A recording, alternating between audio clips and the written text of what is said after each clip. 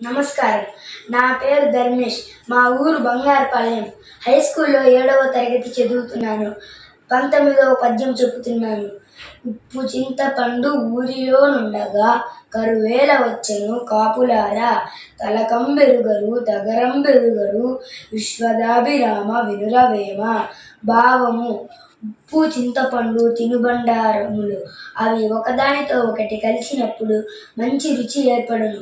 పెద్దలు కూడా ఉప్పు చింతపండుండగా భయమేలా అను సామెతను అనుచుందురు. రుచిని కలగజేసే ఉప్పు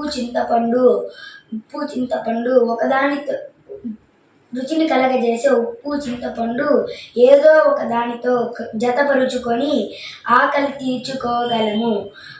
అందువలన కరువు లేదని బయటి ప్రపంచములో వేమన జ్ఞానపరముగా ఊరనగా దేహమని, కాపులారా అనగా దేహమునందు నివసించు జీవులారా అని,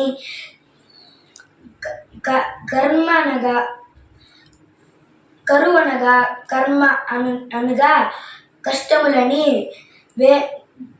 ఉప్పనగా జ్ఞానమని, చింతపండనగా సాధన అని తెలుపుచు గొప్ప రహస్యమును ఈ పద్యమందు ఇమిడ్చారు.